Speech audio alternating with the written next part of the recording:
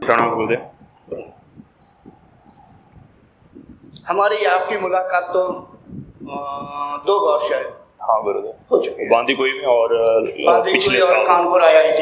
हाँ IIT में। वैसे आपकी सोच अच्छी है, जो हमारी आपकी बात हो गई। अगर आप फिर आए, अब आप बताइए कि आप कितनी साधना करते हैं, क्या सोच के आए इन 5 दिनों में, 5 दिनों के लिए? गुरु जी, आपके दर्शन के लिए ही आया हूँ मैं। आप साक्षात शिव स्वरूप है मेरे लिए।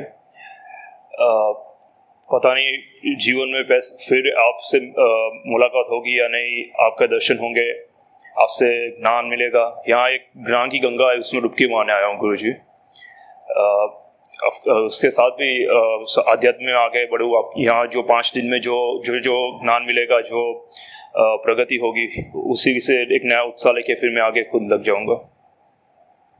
देखिए, आपने एक शब्द बोला साक्षात शिव के समान। देखिए, मैं एक मनुष्य हूँ, मनुष्य कभी भी ईश्वर नहीं हो सकता है।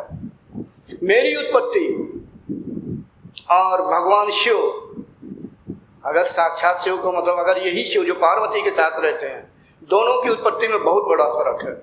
एक परम सत्ता पराप्रकृत से, परम शिव के तीसरे नेत्र से प्रकट होकर के यहाँ पर इस अपराप्रकृत को कंट्रोल करने के लिए आते हैं, यानी शासन करने आते हैं। वो राजा है, कौन? परम शिव। और ये भगवान शंकर या शिव भी कह देते हैं, ये उनके सेनापति हैं। वहाँ से उनकी उत्पत्ति होती है। मैं एक मनुष्य हूँ, मनुष्य कभी इस तरह का नहीं हो सकता है। चलो, तुम्हारी श्रद्धा है, माने लेता हूँ, मैं एक योगी हूँ, तुम्हारी तरह। फर्क इतना है, तुमने एक विकास नहीं किया है। देखिए, शिव, मैं वही कह रहा था, इसी बहाने मैं बता देता हूँ। वो परा प्रकृत से प्रकट होकर के इधर को आए, इस सत्ता को संभालने, परा प्रकृत को। और यहाँ जो जीव होता है वो कर्मवश पैदा हुआ, यानी मैं कर्मवश पैदा हुआ। वो बात दूसरी है कि मेरा आखिरी जन्म है और मैं सिर्फ साधना करने के लिए ही मैंने जन्म ग्रहण किया, मैं बाद में बताऊंगा।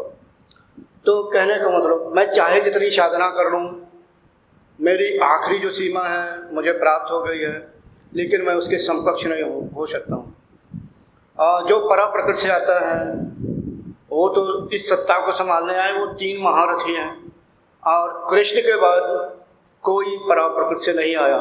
यहाँ शिष्य या साधक लोग अपने गुरुओं के लिए कुछ भी उपाधि दें, कहते मेरे गुरु जी शिव स्वरूप है, कृष्ण स्वरूप है। मैंने सुना है, ऐसा नहीं कि मैं ऐसे यानी बोल रहा हूँ, लोगों को कहने सुना, मेरे गुरु जी कृष्ण के अवतार हैं और उसके कि शिव के अवतार हैं, शिव स्वरूप। ऐसा नहीं होता गुरु जी। मेरा कहने का मतलब कि मैंने आपके जैसा इतना ज्ञानी और सच्चा योगी कहीं मिला ही नहीं है, तो आप तो मेरे लिए भगवान ही हो। हाँ, योगी कहिए, ज्ञान मिला है उससे, वो आप अगर उनसे उपाधि करोगे, वो मेरे इष्ट हैं, उन्हीं की कृपा से आप सभी को मैं मार्गदर्शन करता हूँ। और कभी फेल नहीं होता, कभी हिम्मत नहीं हारता। जो चाहता हूँ अध्यात्म में करता हूँ और होता भी वही है। मेरे साधक या जिनको मार्गदर्शन किया है वो जानते हैं, ठीक है। और जो वहाँ से जिसका प्राकट्य होता है, जो कि आखिरी समय, आखिरी जो क्या कहना चाहिए, देवी शक्ति, जिन्हें अवतार कहा जाता है, हालांकि वो अवतार में नहीं आते हैं। कृष्ण हुए, कृष्ण के बाद कोई नहीं हुआ।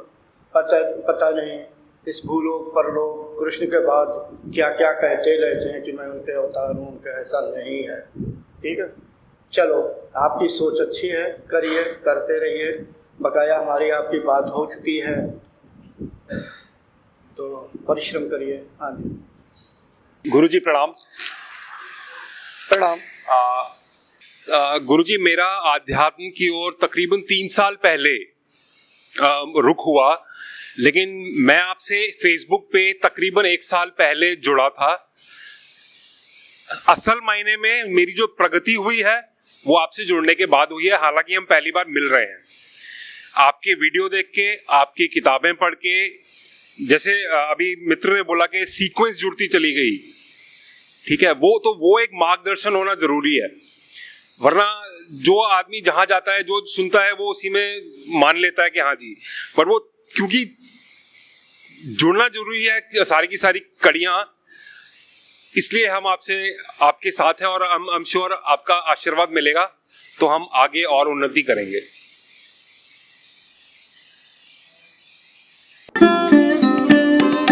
Thanks for watching. Remember to like, comment and subscribe.